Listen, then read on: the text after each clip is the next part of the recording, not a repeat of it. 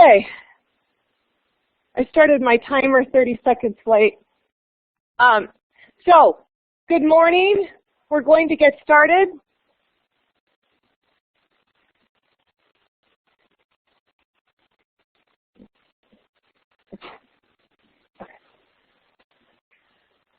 Okay, so do we have any questions before we get started, either online or in person? I kind of walked around and got some of the people that were here earlier. Happy to answer any questions. Okay. Online, I'll handle online. Okay, just as a reminder, if you were not here on Monday, you need to view Monday's.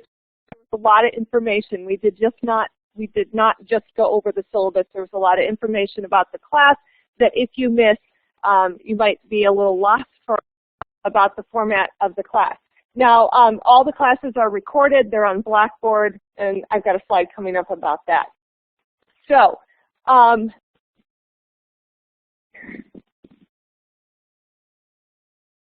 just as a reminder, if you're online, you can chat with Brian to ask any questions. Occasionally, I'll touch base with him about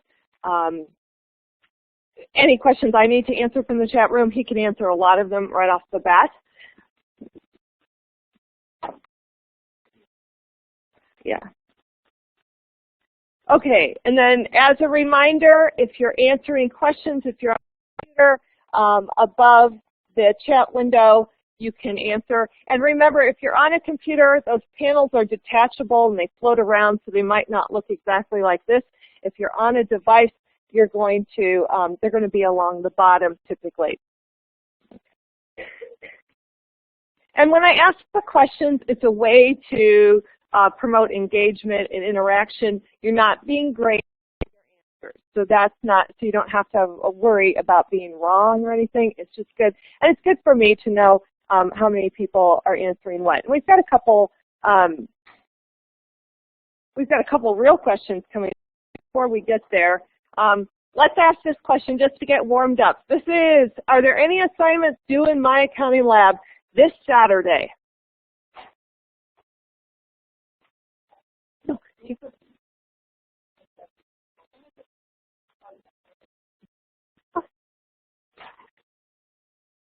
Type the tiny.cc/. If you're in class, typing in the chat window the link tiny.cc/ACCT23020.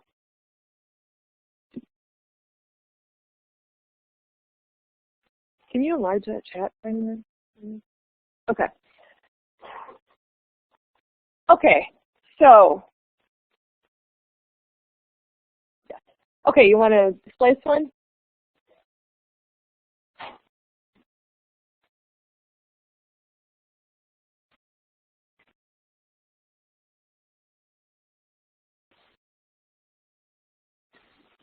Okay, yes, absolutely. So everyone got that. This Saturday, there are assignments due. And at the end of class, I have a slide about what's due. But basically, this Saturday, you have a course intro quiz. When I looked at it yesterday morning, I think 68 people had completed it, and the average on it was 99.8. You know, so it's pretty straightforward, pretty easy. You get 2 attempts in case you mess up something. Questions will be slightly different each attempt. So you have a course intro that's really easy. It's over Monday and the syllabus combined. You have an attendance quiz, because every week in class there's an attendance quiz over things we do in class. And that doesn't take too long. That shows up, that becomes available today, Wednesdays around 5 p.m. because we can't have an attendance quiz if we haven't had class yet. So I make those up after class. So, and then the Chapter 1 homework is also due Saturday. This is the easiest stuff you will do all semester, so this is not the week to miss doing your stuff. Now, you are going to have to register for My Accounting Lab and get going. The vast majority of students do not have trouble with this. Once in a while, someone just goes to the link and tries to wing it. I've put instructions on Blackboard, the very front page. It's one of the top couple items there on how to register for My Accounting Lab. Again, there's 17 days free temporary access, so there's no reason to wait to say, well, I don't know right now. You can get it. You do not want to miss this first week because these are easy assignments for you to help build up your grade. Not going to take you very long. That said, keep in mind that if you wait until, say, 6 p.m. Saturday or 8 p.m. Saturday, and you run into any kind of glitch, there's no guarantees you can get help. It might end up being the one that you drop. And that's just bad because you want to be able to drop other things, not this first week easy stuff. So, so make sure you register for My Accounting Lab. If you can do it today, that's even better.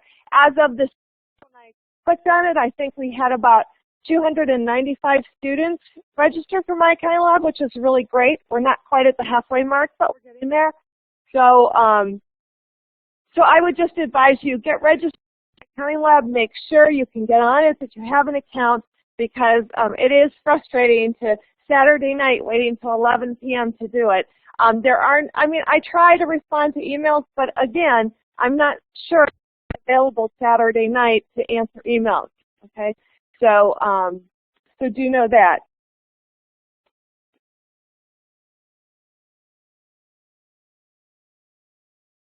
Just a reminder, especially for people who were not here Monday, if to view a class, a recorded class, this is your backup option or what you want to have. Perhaps when you're doing the attendance quiz, you can look things up. You can view them in Collaborate and Blackboard. Using Collaborate on your computer gives you the best viewing experience because it's indexed. You can index by slide. You can go exactly where you want. You're not just not dragging a search bar blindly to guess where you want to go. But it's indexed and it's prettier. It's a better experience. But that's Collaborate on your computer. There is no way to view recorded Collaborate sessions on a mobile app. So to get that each day, sometime within a couple hours after the end of class. Hopefully within a couple hours, but for sure within 24 hours, I upload those recordings of class to YouTube. So you can also, those on the home page of Blackboard, there's a link to an Excel sheet that I updated after each class day with the link to the YouTube recording. So if you just don't want to wrestle with Collaborate or you don't have a computer available, you've got that available for you too. So again, if you missed Monday, you can view that recording, and that is up on Blackboard, so you have that available. Okay, and also if you want to just go to the Excel that contains all the recordings, it's at tiny.cc/YouTube links. So that'll take you straight. So each class period, I'll update the links there.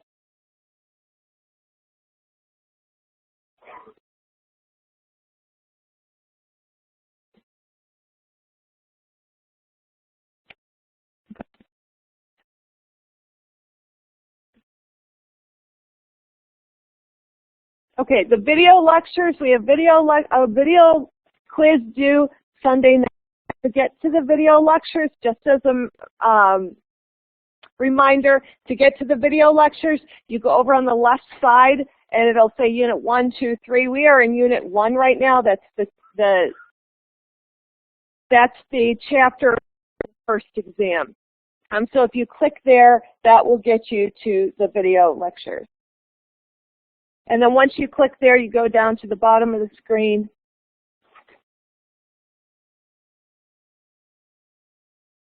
Okay, and they'll all, so the different, and those are fairly short, but those are all way there, and that's what the video quiz is over. So that's Sunday. You can do it early. Those are available. Yes.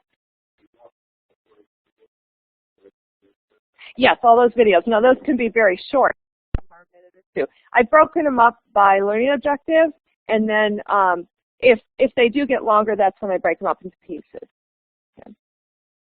I could make one really long one, and then it would just be harder to find what you needed.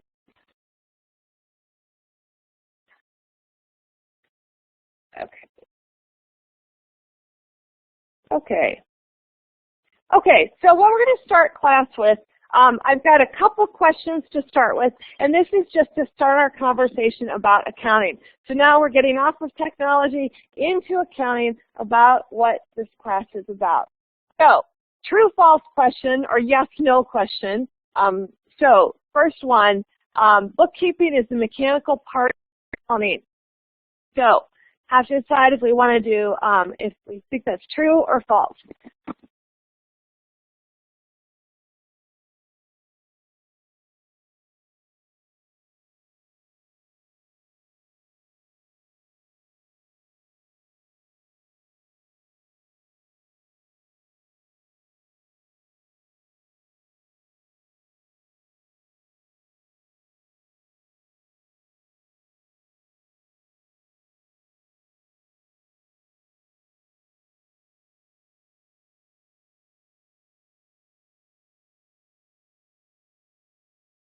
Okay, go ahead and publish it.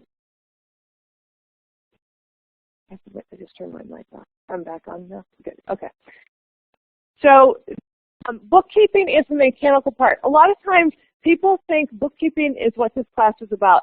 Bookkeeping is not what this class is about. When you take accounting in high school, typically a lot of that is bookkeeping. Bookkeeping is the process of we take this transaction and we record it.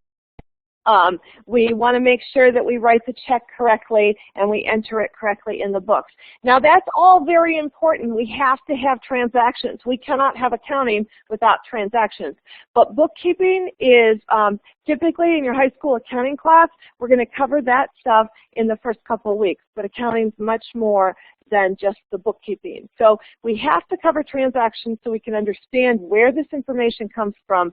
But bookkeeping is typically is the mechanical part of accounting.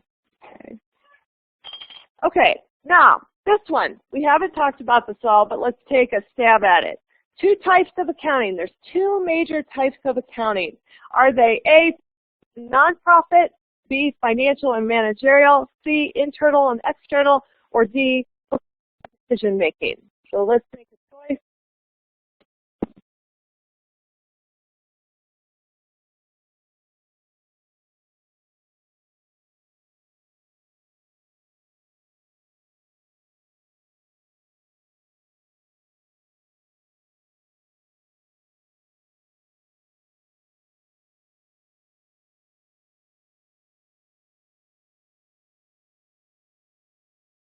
Okay, go ahead and switch to the next slide and publish the poll.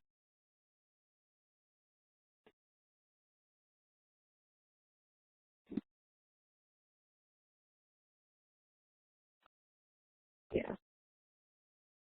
Okay, so mostly right. Okay, so let's talk about this. This class is financial accounting. The next class that you take after this one is managerial accounting. And let's talk about the difference between the two. Financial accounting is our system of keeping score of business able to report to outsiders how they did. It's our way, it's our language of business, they call it, but financial accounting primarily exists so that we can keep track of how we did and communicate that information with external users. So financial accounting, the point, what we're trying to get with financial accounting is we're trying to come up with financial statements, which are kind of like scorecards. How'd we do? How does our income look? How much in assets do we have? How much do we owe? So financial accounting, we're very much on how do we do and how do we look to external users. Now, external users want to know how we did because they're going to be decisions about whether to loan us money. They're going to be making decisions about whether to purchase our stock. They're going to make decisions about how to work for us. Regulators make decisions about how, if we're complying with regulations, goes towards calculating our taxes. So a lot of external users use that financial accounting information. Now, for this system to work, everyone has to do it the same. If we have a banker making a decision about whether to make a loan, that banker needs to know that those financial statements are prepared using a common set of rules. Similarly, if I go to invest in stock and I want to look at how a company's done, I can't say, well, let's look at how they make rules for how they've done it, and let me compare that. So if I'm trying to decide if I want to buy Amazon stock or Target stock, I want to know that those two companies are using the same rules to report. Also, very important to me is I want to know that the statements that I'm looking at are actually based in reality, that they have a grounding in what really happened. And that brings up another subset of accounting, is companies issue their financial statements, and we pick them up and we say, well, look how much income they had, or how little income, or whatever. How do we know that's right? Well, we know that's right because publicly held companies are required to have audits, and these are independent firm comes in, an accounting firm comes in, an audit firm. They look at everything. They do tests of transactions, and they look at source documents, and they talk to outsiders, and they come up with a reasonable assurance that those financial statements really happened. Otherwise, we would just be relying on companies to say, take our word for it, it's right. Well, these experts perform a huge public service that we can rely on that. So financial accounting is very much about, here's all the bookkeeping that was done, is it right? And then did we do the right with those things? Did we analyze those transactions correctly? Are they where they need to be? Did we follow the rules? Are we all following the same set of rules? So that's financial accounting. So in it, we are focused on those rules. We want to be able to understand when we have a financial statement, what are we looking at? We want to understand as managers what's happening in our company when we take a certain action. What kind of impact is that? So financial accounting is very, very much rooted in this system of rules. Now, there's two sets of rules we currently have. We have U.S. GAAP, U.S. Generally Accepted Accounting Principles, and that's been in play for many, many, many years, many decades. And this is U.S. companies use these Generally Accepted Accounting Principles. It's always just referred to as GAAP. They use GAAP to prepare their financial statements. So that tells us if we buy a building, for example, we don't just put on expenses here, but it gets it in the life of the building. Yeah. GAAP. Yeah. Generally Accepted Accounting Principles. And you're going to see all this in the video lecture. Again, remember, I'm just trying to catch us up to speed in terms of getting us to where we can answer some and do some homework. So we have U.S. GAAP, which says here's what U.S. companies have to, here's the rules. Well, in the last 20 or 30 years, it's become an increasingly global economy, and now we have what's known as IFRS, International Financial Reporting, IFRS. And again, in those video lectures, you're going to see this, I'll talk about it more. But international financial reporting standards are just a set of rules that companies in many countries have adopted it, so they are all following the same set of rules. So we have U.S. GAAP and we have IFRS, International Financial Reporting Standards, in some areas. So companies that have operations in U.S. and in other countries are left with, which one do we follow? Well, they have to use IFRS in the other countries that have adopted us. So we'll talk more about this U.S. GAAP or IFRS, but those are the two major systems that when we do financial statements, we have to follow these rules. So this class is fairly rigid in that there's not a lot of room for creativity, okay? If you use creativity, you generally get in trouble in accounting. So this class is very much about the rules. And a lot of people that'll appeal to, there's this set of rules. Accounting, when you get into upper level classes, you'll realize that accounting isn't as black and white. Like right now, when we look at it, this is all going to be rules, and it's going to be right or wrong, and this is what you do. Like when I decided to major in accounting, it was in my financial accounting course. I decided to major in it. I loved it because there was a right or wrong answer. Because personally, I'm not so much about those warm, fuzzy fields where it's, well, I'll do it this way or that way. It's just not me. I like the comfort of knowing I'm right. You know, I want to be able to balance. You know, I add this up and I add this up and they match. Do you not like that? You like being in, yeah, I mean, this is This is what I like about accounting. Now, what I like about accounting, then some other people don't like that so much because they're more into the warm, fuzzy interpretations. And I'm not being sarcastic here. It's all kinds of people. And so thank goodness there are people that like those other things that are more great. But anyway, so in our class, very much rules, very much rigid application, because we all have to keep score the same way, because the whole system will fail if we're not doing it the same way. So this class will be appealing to some people because of that, and to other people it'll feel real frustrating because there's all these rules and these exceptions and things like that. And as I said, when I was attracted to accounting, I loved it because I knew I had the right answer. It's almost like doing a math problem and you know you're right because it works out. But it's not math. Basic class, you need arithmetic, so adding, subtracting, multiplying, and dividing a little bit. But adding and subtracting are the big ones. And you need some basic algebra, so knowing how to solve y equals a plus b, so being able to solve for the unknown. That's the extent of the math we do in this class. So if you have math anxiety, it's basically arithmetic, okay? So I love that. But then what I found is as I went, like when you get to be a junior accounting major, then all of a sudden, whoa, there's a lot of gray areas in accounting. There's a lot of ways to interpret things. So it isn't as cut and dried as I originally thought, but in this class it is. Very much, here's how you do it.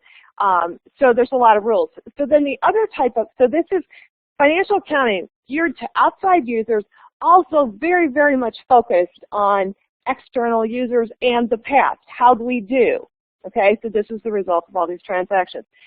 Then on the other hand, we have managerial accounting is designed for the managers inside the company. What information do they need to manage business better? And it's a very different focus. It's a very much of a focus on the individual parts of a company. Financial accounting is focused on the whole company. We read a report and we're pretty much reading the report for the whole company as a whole, not each individual store the company might have. Managerial accounting, on the other hand, is about the pieces of the company. Okay, financial accounting. If we were reporting, questions? Okay. If we were reporting grades in here on a financial accounting basis, and we had the first exam, financial accounting, I would publish the average of the first exam, and that would be the external report for this class. Okay, but you as individual students, that doesn't help you very much. You can look at the average and know that the class did that, but you're saying, how'd I do? Did I get it right? Do I need to do something different? I need some feedback. I need some feedback. And that's what managerial accounting is about. Managerial accounting, that would be giving each person their own score on their exam. So that's what we're doing in managerial accounting, is we're gearing it for the individual manager, the individual user, to say, what kind of information do you need to make better decisions? Now, over time in managerial accounting, we have developed tools to help us manage better, and those are what we cover in managerial accounting. Managerial accounting, a lot of it is based on intuition, or it just makes sense. It's like, oh yeah, that makes sense. I know that if I'm selling bikes for $500 and they cost me $300, I'm making $200 on each bike, and if I have $1,000 of rent, I have to sell 5 bikes to break even, right? So it's that kind of intuition, and you look at it and you go, oh, that makes sense. And that's because managerial accounting is based on the internal users. It doesn't have to follow this rigid set of rules so that everyone does it the same way. So managerial, different look at accounting. So managerial accounting is very much based on internal users looking toward the future, supporting decision making. So yeah, the past is fact, but we also use a lot of estimates and forward thinking in managerial. So we have financial accounting, which is rules-based, external users, based on the whole company. Managerial accounting, the part, future-oriented decision-making. So in this class, we are back in financial accounting. A lot of times, by the way, people say, which one's harder? I would say for the most people, financial accounting tends to be a little bit harder. But you can have individual preference, which changes that. Managerial accounting is, I personally like both of them. I couldn't pick my favorites. Do you have a favorite? No. I'm asking Brian if he has a favorite. Yeah. Brian just said he likes both of them. He likes financial, but it is harder. If you're an accounting major and you make it through financial and managerial, your class in the fall of your junior year is Corp 1. It's intermediate accounting. And that's a financial class. That class is not particularly difficult as it's a marathon more. It's a lot of work. So anyways, so I'm going to go forward. Managerial sounds more fun. Oh no, this class is going to be a lot of fun. I didn't mean to mislead you. Yeah. Okay. So now again, I've got to do some lecture today because you haven't watched most of you have not watched the video lectures. So I'm going to buzz through some things, and remember, you'll see this again, and normally I will not be repeating video lectures. It's just because this is the first week. We have several forms of business, a proprietorship, and again, all this is in your book. See the details in your book. It's on pages 5 and 6. It's also in the video lecture. So if you're scrambling to write everything down, you're going to see it again. But anyways, forms of business, a sole proprietor. A sole proprietor is one person. He or she owns the business and runs it, and he or she can make all the decisions. The advantage to a sole proprietor is you do whatever you want, okay, within legal boundaries.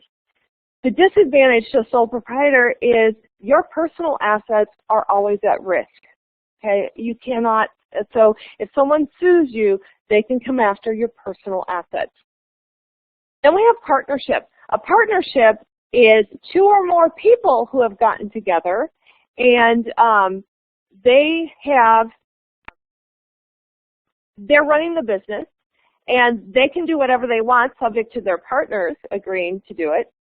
And partnerships also have liability. So if the partnership gets sued, each partner is personally liable. So your personal assets are at risk. So we have proprietorship, partnership, and then we get into, I just have limited liability company here. That's, we also have limited liability partnership, and we're not going to dwell on the difference between those two. But if we have a company that's an LLC or an LLP, those operate like a partnership, kind of, but they limit the liabilities. It's actually a legal document that says your personal assets aren't at risk. And so that's real appealing. And people make choices on business based on how they want to run it. And then there's a lot of tax ramifications about which of these, but that's beyond our scope. This is not a tax class. And then corporations have the ability to issue stock so they can be owned by many people. And an advantage to a corporation is if someone holding the stock wants to get out, it doesn't dissolve. A partnership, if you have a partnership of two people and one person decides to leave, the partnership ends legally. Okay, so you have to form a new partnership. Corporations have ease of ownership transfer. You can sell stock and the corporation still exists. Corporations actually have their own legal identity. They are recognized as a person by the law. And I just have to tell you this funny story. So a corporation has this legal identity. It's kind of weird to think about this, which is on paper only, has a legal personhood. Okay, so there was a person out in California who this really bothered, and this has been a law for many, many years. So he was really bothered by the idea that a piece of paper could be a person. He just thought this was a travesty of justice, and this was just last year. So for years, he drove, you know how in the cities in California there's a commuter lane that you can go faster if you have two people in the car? So for years, he drove with the corporation's articles of incorporation on the seat next to him. okay? So he would drive to work, and he had the incorporation papers right next to him. And he kept trying for years to get pulled over because he finally got pulled over last year, and this is why this became news, and he said they were going to ticket him for driving in the commuter lane with only one person. And he goes, oh, but I have another person, it's my corporation, okay? So then he went to court, because the police officer was like, forget it, you're getting the ticket, you know, and so went to court because he wanted this to come out. And I think it's going up to the Supreme Court right now. He has lost so far that a corporation can't be the second person in your car. So there's a limit to. So I just thought it was interesting that someone would do that. What? Yeah. He should not get the ticket. Okay, let's vote. How many of you think he should get the ticket? This is interesting. Oh, yeah, yeah, why don't you do an online poll? What do you think? Should he get a ticket? Yeah. Did you do a poll? Okay, want to publish it? Anybody else? Okay, yeah, can you publish it so we could all see it? Okay.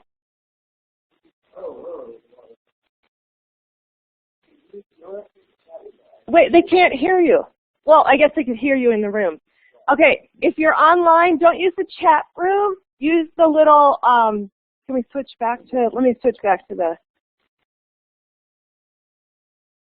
so your vote counts. Okay, use the little window there to vote, okay? Okay, now we've got a lot more. Okay.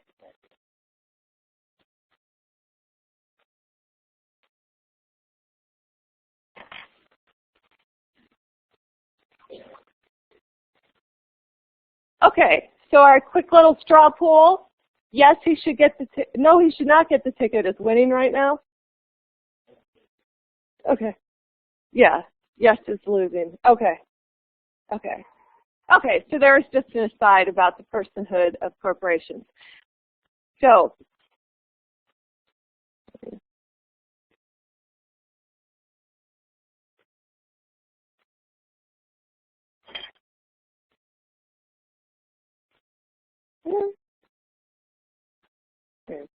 okay, and just some examples. I guess the Arctic squirrel went out of business.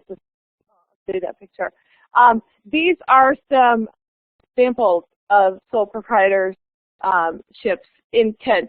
The Arctic squirrel was a sole proprietorship. It has since gone under. And Acorn Alley itself, the corporation or the organization that owns the area and does a lot of the rentals, that's proprietorship.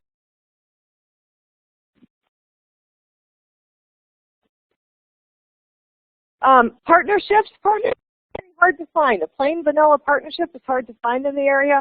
By the way, if you go to the state of Ohio and you do, if you Google businesses or business filings, you can search what businesses meet different structures. So I couldn't find any bona fide partnerships in Kent. So there's partnerships across the state. There's a children's resale. Partnerships are kind of hard because if you just form a partnership with someone, you have to really trust that person, because if they go off the deep, your personal assets are at risk. You know, so that's kind of scary. You also can't transfer ownership very easily with a partnership. Okay, limited liability corporation, limited liability company, Kent Stage LLC. Okay, so they've got limited liability. The owners cannot be personally sued. Okay, go ahead. Off the Wagon, the toy store, that really neat toy store in Acorn Alley, that is an LLC. Dr. Greenbee is an LLC. Franklin Square Deli, awesome place to eat. That is a corporation, actually. So, and Standing Rock Jewelers is also a corporation. It's fascinating what you can do around the state of Ohio databases. So It's all public information. And Campus Book and Supply is also a corporation. I think that's the end of my example. Okay, so what we're going to do now is we're going to do the first homework problem, okay? Now, we're going to work through it, and like I said, I guarantee this week is our easiest homework ever, okay? So this week I don't think we have any numbers actually, and this is all just answering. So here's a hint too. On these ones that, most of the ones that are not numbers, they're going to be the same each time. So when you're working on them, if you get one wrong, you finish the problem, hit the similar exercise button, and it's going to bring up essentially this. But that's this week, and know that don't get lulled into this false sense of security. It's going to get harder, okay? But for this week, nice, easy stuff. So this is the first one, asking us, two people are, somebody's looking for financing and looking for different types of organization. How should she organize? So the first question, and we're going to click one, is what forms of organization will enable the owners of this business to limit their risk of loss to the amounts they have invested in the business. So we have choices. This one should be pretty straightforward. Sole proprietorship, partnership, or LLP, LLC, incorporation. So those are our three choices, and the big question, question A, what if we want to limit our risk? Which forms, and I guess you can tell it by forms, plural, okay? Go ahead and display answers because we're going to move this one. What is it? Has to be C, yes, because it's the only one that's plural. So that's nice when you're watching for questions and it gives it itself away. Okay, so it is, but how do we get three B's? Okay, so this one is C. It is LLP, LLC, corporation. All those forms allow us to limit our risk. Okay, so those are the ones. If we want to limit our risk, and we limit our risk to only what we have invested in the business, they cannot come after us personally. Our number one priority, we're going to pick one of those forms of business in C.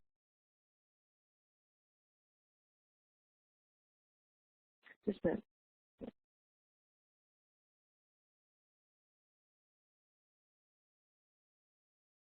Okay, so we have C. Okay, so let's move on to the next one. Yeah, oh yeah, okay.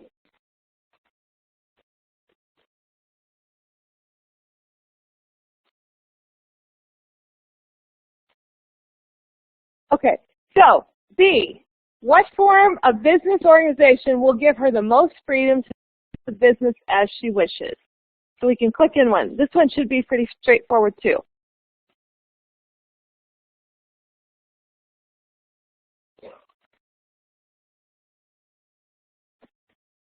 Okay, let's go with the answer. And the answer is A, and hopefully we agree online. Yep, okay, great. Okay, so then we move on to the third one, and the third one's more of a thinking question. Okay, what form of organization will give creditors the maximum protection in the event that the company fails and cannot pay its debt? So now we're looking at from the standpoint of the creditor.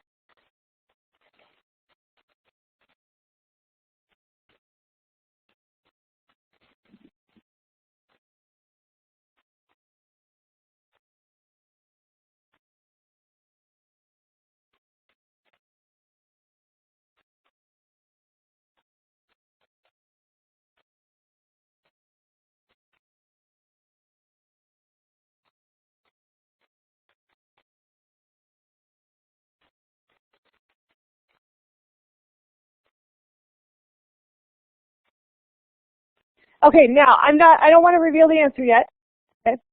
But let me emphasize something. I'm a creditor. That means I have loaned money to this business, okay? And let's say the business goes under, okay? So the business goes under. When we're talking about the maximum amount of protection, meaning what can I get as a creditor? So as a creditor, everything is C right now. But as if I have a whole bunch of shareholders, can I sue those shareholders? No. So let me give you a hint. The answer is not C. So let's keep going here. Okay.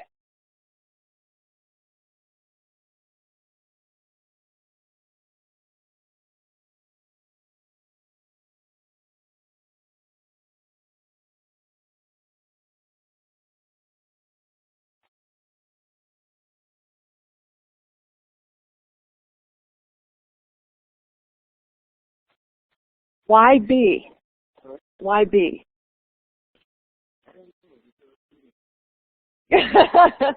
Anybody can explain why B? Exactly.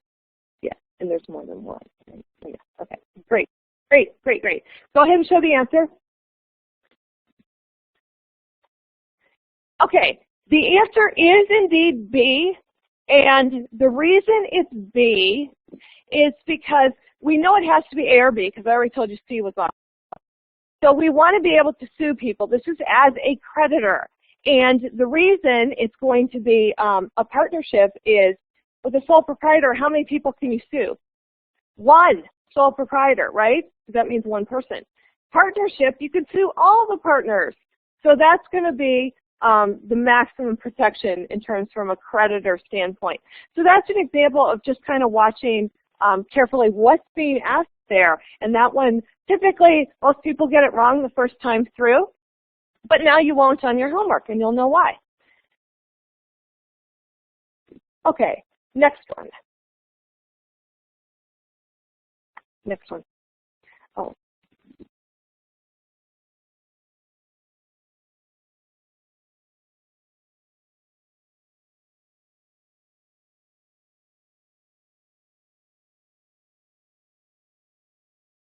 Okay. Did we just skip to the answer? That was nice.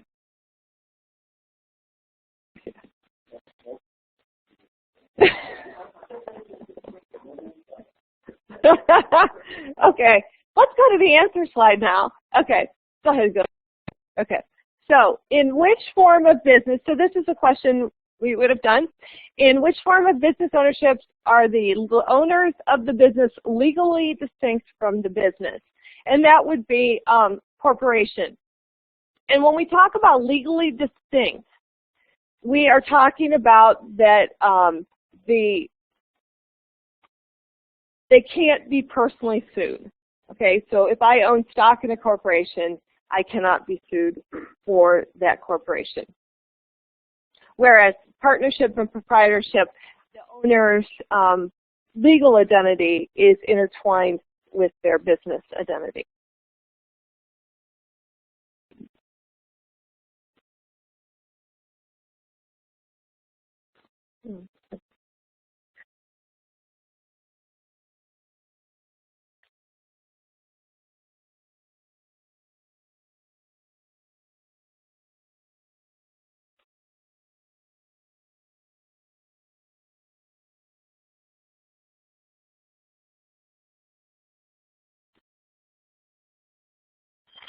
Okay, now onto a little more lecture. And again, you're going to see this in the video lecture. It's also in your book on pages 8 and 9.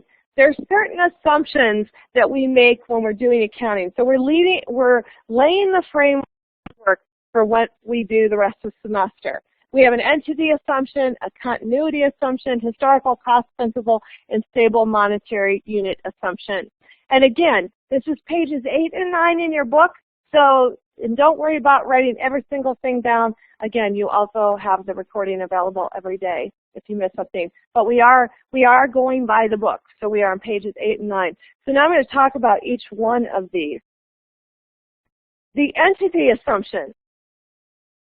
Now, the entity assumption feels like it's confusing legal identity. The entity assumption says that in accounting, a person is separate from the business regardless of that legal form of business.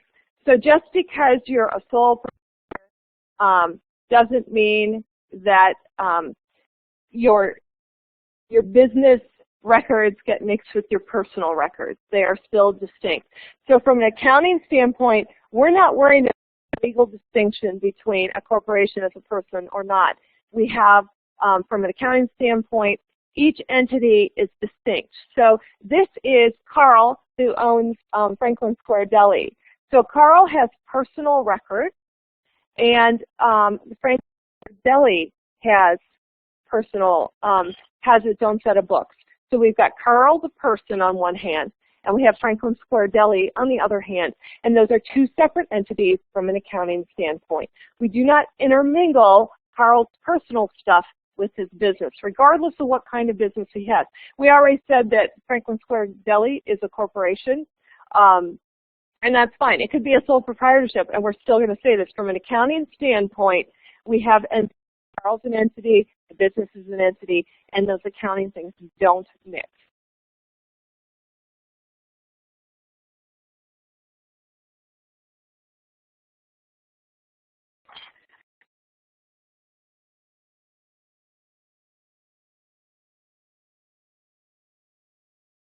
Okay, the next assumption we have is the continuity assumption. This that when we do accounting for a business, we're making the assumption that it's a going concern. A going concern means that we don't anticipate it going out of business anytime soon. So for example, Borders went out of business last year. The accounting for Borders, and you could see that coming down the pike for Borders. They filed for bankruptcy protection. There were reports that they were unable to work out a reorganization plan. They couldn't find a buyer, so they were going down the tubes fast. Their accounting would no longer follow U.S. GAAP rules. Their accounting would follow bankruptcy rules, which are very different. Because we make the assumption in normal accounting that this business is going to be ongoing, so it has value to its trademarks. It can use certain assumptions for its buildings. But if you say this business is going under tomorrow, in the near future, all those rules change. So we have to have this assumption that the business is a going concern. Apple would be a going concern. Okay, it's going to continue into the foreseeable future. Whereas a company that's not just facing bankruptcy or looks like it's on the brink of disaster, that's a whole different story in terms of accounting. You have the going concern or continuity assumption.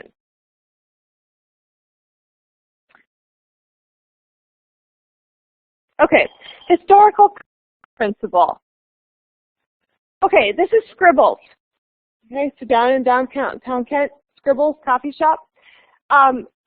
We have this principle that we record most things, at historical cost. So what I've got here, this parcel record, the screenshot of a parcel, that's when the owners of Scribbles bought the building. Okay, so this is the purchase record that's publicly available online, and the address is 237 North Water, and it lists the transactions.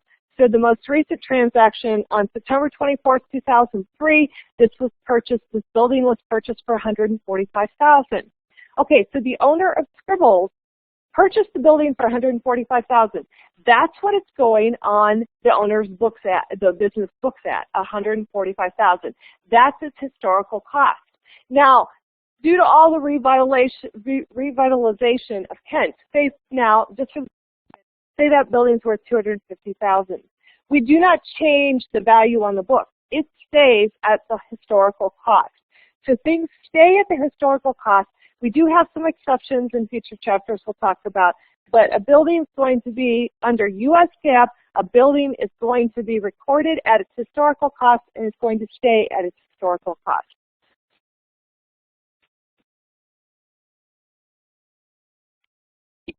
You would have to go to, there's a question about where can we find information about any building. Each county has a database.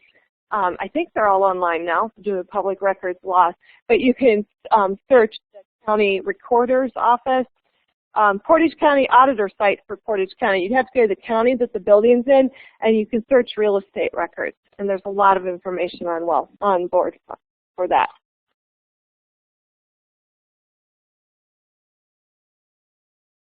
Okay, and then we have stable monetary unit assumption. It really doesn't affect us too much. when we assume that the monetary unit we are using is stable, meaning there's not hyperinflation. We recognize there's a little bit of inflation every year in most cases, but unless inflation is hyperinflation like 200% or something, we just make the assumption that our monetary unit is stable. So what this means is that we don't at the end of the year go, oh, due to inflation, prices raised 3%, so let's go back and adjust things. We keep it stable. We do not adjust. But again, if we're in an economy, some of the South American economies have experienced hyperinflation, they would have a different set of rules because of the huge amount of inflation they have.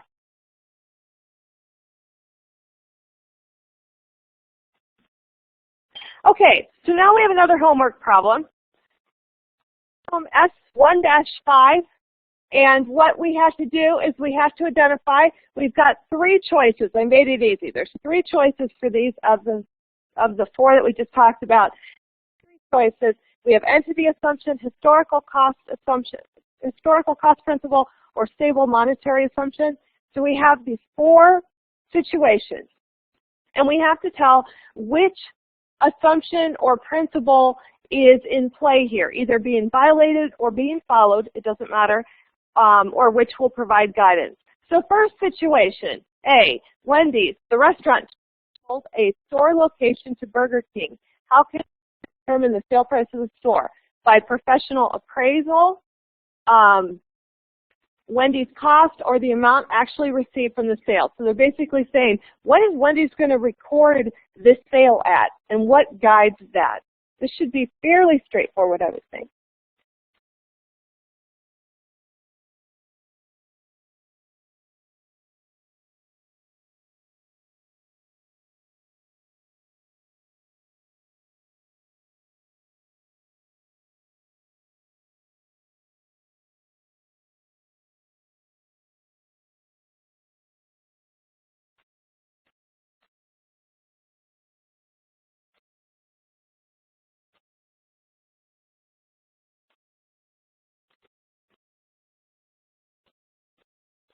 Okay, why don't we go to the next slide?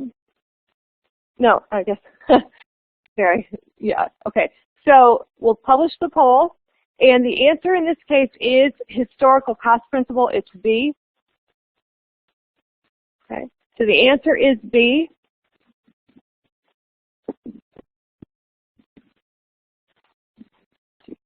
What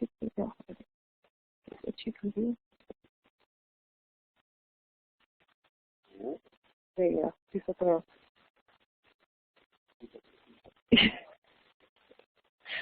Okay, so the answer was B. Okay, now on to the next one.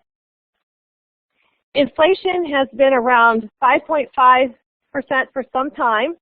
They're considering measuring their land values in inflation-adjusted amounts.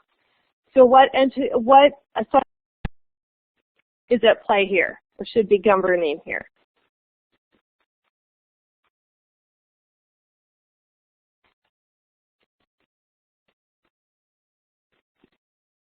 Go ahead. Okay, the answer is C, stable monetary. You want to publish the poll, see how we did? Vast majority chose C, great, so it is stable monetary assumption. So what they're actually considering doing in B is a violation of stable monetary assumption, but that's what should be governing the situation. Okay, now the third one down, General Motors wants to determine which division of the company, Chevrolet, is more profitable. So what assumption are they using here? And this one's kind of buried. You kind of have to get through. And how I do this one, I'll start at the bottom. Stable monetary assumption really doesn't have anything to do with that.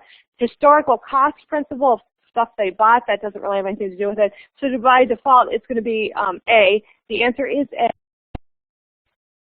And the entity assumption, because they're treating Chevrolet as an entity, they're treating GMC as an entity, so each division is its own entity, and it's not all just lumped together. We have in financial accounting pretty big entities, but in this case, those are pretty big themselves. Okay, and then D, an especially good buy on a computer paying only $500 when it normally costs $1,200. What governs your accounting value for this computer? And I think we can just go straight to this one. Brian, you're on the spot. Go ahead.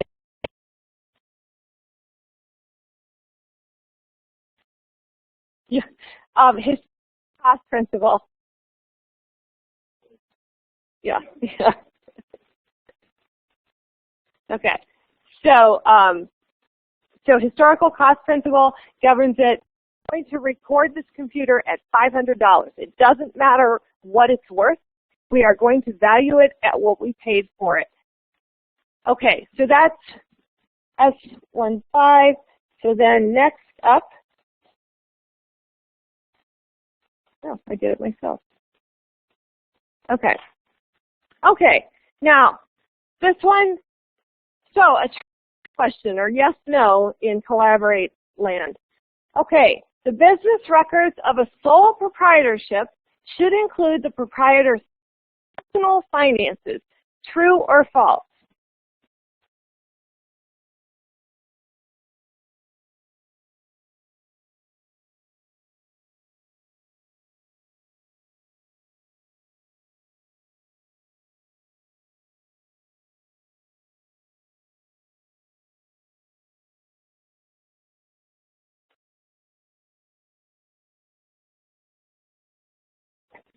Go ahead to the and then read on. Okay, the answer here is false. And the reason it's false, so good, 50 or 37 answered false, but 16 answered true. So we're going to talk about why this is false. Okay, from the entity assumption, we assume that the person is one entity and the business is another entity. It doesn't matter the legal form of ownership. It doesn't matter from the law standpoint. They are separate from an accounting standpoint. You're going to have to do this. They're different. But they're two different things. So when we do transactions in here, we're going to be treating a personal owner separate from the business. And I'd say almost all the time, we're looking at it from the business standpoint, not the personal standpoint.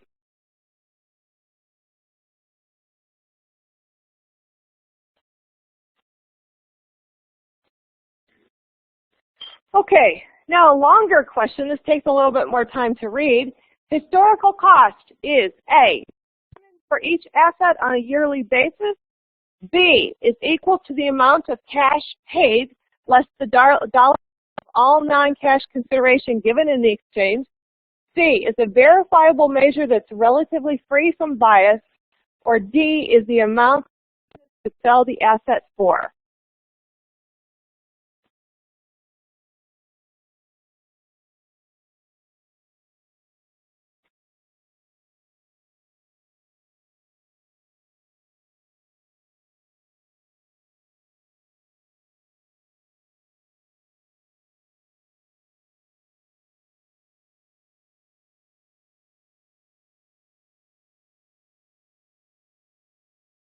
Okay, let's go to the answer slide, Brian, and then publish it. Okay, historical cost. The reason that historical cost is so attractive is we can verify it. So we can look at the invoice, and it's free from bias. We're not making it up. This is what we actually paid for it. So all the other answers are wrong. Historical cost, we can verify it. Others can verify it. It's relatively free from bias, meaning we can't manipulate it easily. Yeah. One more question, and then we have another homework problem coming up. Okay. The CEO of ABC Company owns a vacation home in Hawaii, and ABC owns a factory in Detroit. Okay, so we have the CEO has a vacation home in Hawaii. We have the company has a factory in Detroit. Which of the properties is an asset or assets of the business? Is it only the vacation home in Hawaii? Only the factory in Detroit? Both of them? Neither of them. So from the business standpoint, which is an asset? Which is?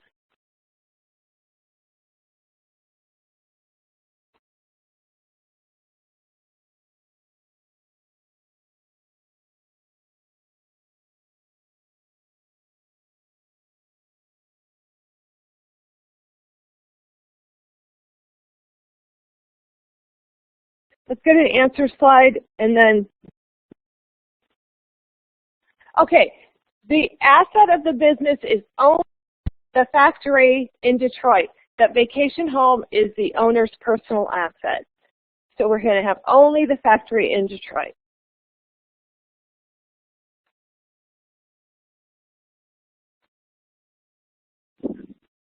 Okay, now I'm going to do this really briefly, and then we're going to use the exercise to talk about these different things. I'm just going to put this in. So we have to talk about assets, liabilities, and our business. And I think the best way to understand that is think about it on a personal basis. So this is me. So let's talk about what I own. Can you flip over through? Okay, so let's make the assumption I have a house for $100,000, a car for $5,000, and $1,000 of cash. Those are assets. They're things to me that have value, that have future economic worth. I can drive the car, so it provides me value. I can live in the house. I've got cash. I can buy things. So those are all assets. Then, so my assets, if I add all of that up, all those things up, I have $106,000 of assets. So next then, let's talk about liabilities. So assume I have a mortgage on my house for $60,000 and a car loan for $3,000. So what we would say then is I have total, that's liabilities. Liabilities are debts. It's things I owe. So my liabilities total $63,000, okay? So we've got what I own and what I owe. And that's a common thing to think about, then what comes next? If I know my house was, all my assets were $106,000, my liabilities are $63,000, let's go on. Okay? So if I take what I own, subtract what I owe, then that gives me my net worth, right? So that's pretty standard. We think about, well, I own $1,000 worth of stuff. I owe $63,000. So my net worth is $43,000. That's all that is. So, and this should be pretty familiar. People talk about their net worth. That's what they're talking about, roughly, approximately, what they're talking about. Now we can apply business too. We just have one different term as we talk about business terms. What's owned? Assets. Does it have future economic value? That is an asset. What is owed? Liability. Do we have a legal obligation to pay something in the future? That's a liability. The difference between the two, what we refer to on a personal basis as a net worth, is referred to as equity in a business. Now, equity for a business can be referred to as owner's equity, stockholders' equity, shareholders' equity, but it has the word equity in it. So many times I'm just going to abbreviate as equity. By the way, a sole proprietor has owner's equity. A corporation has shareholders' equity or stockholders' equity. So, but we don't need to get too detailed at this point. That's not important. I was just telling you why there's different terms. Equity is the big major concept here. So liabilities and equity. So what do we do with those? So the accounting equation. The accounting equation is what so many things in this class are based on. You absolutely need the accounting equation. For a person, not for this class, but for a person, my accounting equation is going to be, gee, my assets come from one of two places, right? Either I financed them or they're my net worth. Okay, so my assets equal my liabilities plus my equity. We saw this in this case. I have assets of $106,000 has to equal my liabilities plus my equity. Yeah. Okay. Wait. You're going faster than I am. Okay. No, I know. I was like, this is theatrical. Yes. Okay. So let's go back one, please. Okay.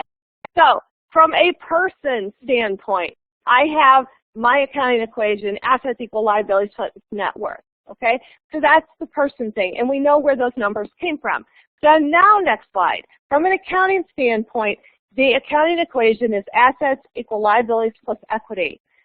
Now, I can rearrange that however I want. I could say assets minus liabilities equal equity. This is where a little bit of algebra creeps in.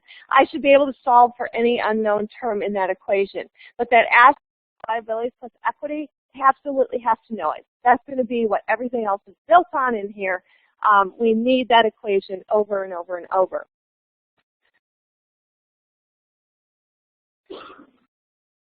Okay, so let's do a little question on that we just looked at, the accounting equation. We know what the accounting equation is. So the owner's equity of any business, how can you calculate it? A, revenues minus expenses. B, assets minus liabilities. C, assets plus liabilities. Or D, paid-in capital plus assets.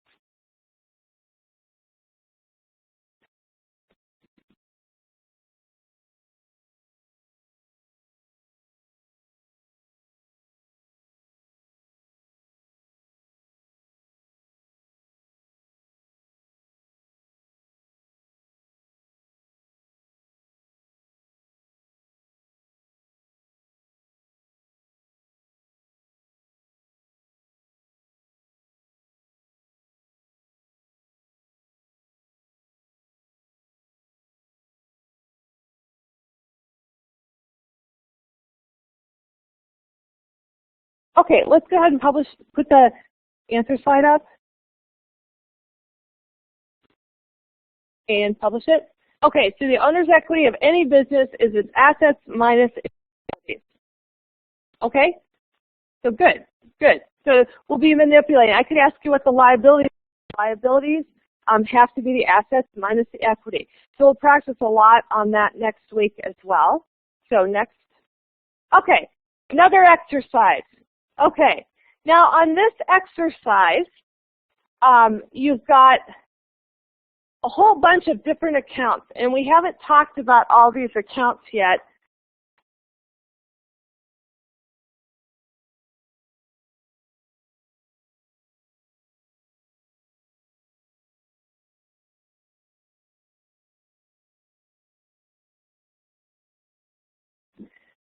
Okay, so on this we've got a whole bunch of accounts, and we have to identify whether that type of account is an asset, a liability, or stockholders' equity. So what I'm going to do next on the next slide is I'm actually putting answers so we can talk about them. So I'm going to put up the answers, I'm going to let you write them down, and then I'm going to talk about them, okay? So there's some of them I'm going to talk about, not all of them. So I'm going to go silent while I give you time to write.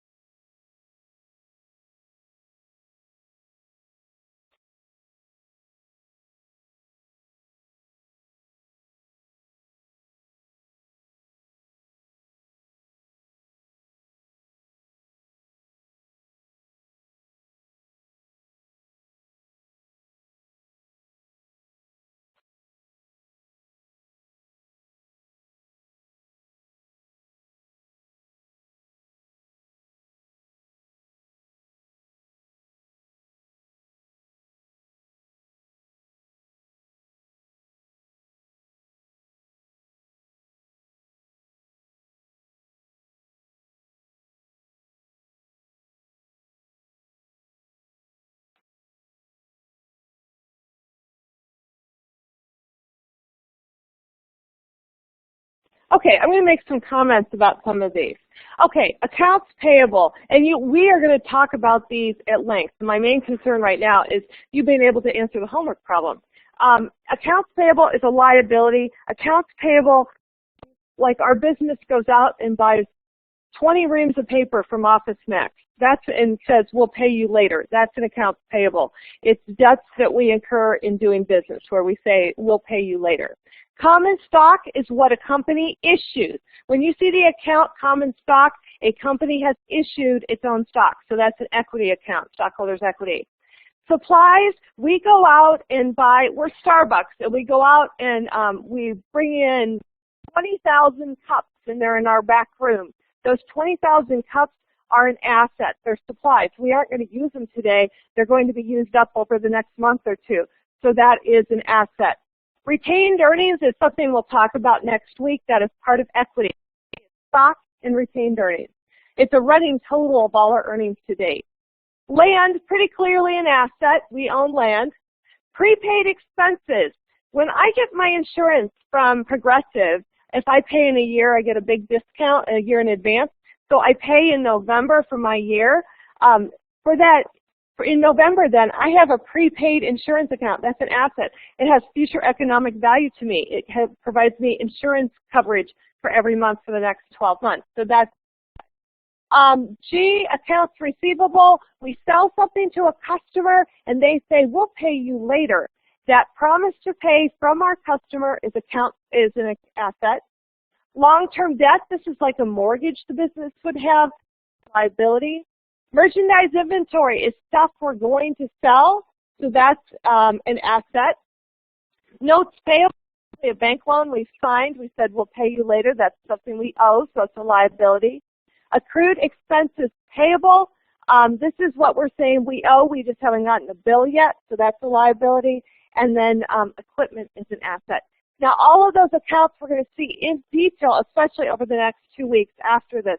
So now that you have the answers, homework, and we're going to be talking more about that. So now we have another question. Okay, examples of liabilities. So based on what we just did, pick out the liability answer here. A, accounts payable and accounts receivable. B, accounts payable in land. C, investments and owner's equity. D, accounts payable and long-term debt.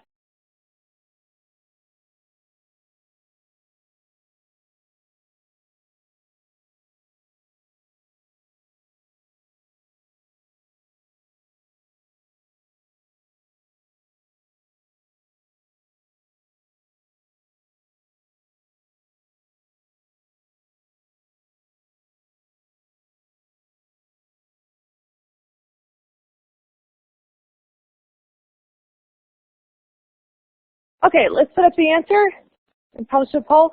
The answer is D. And the reason it's D is accounts payable is a liability, and so is long-term debt.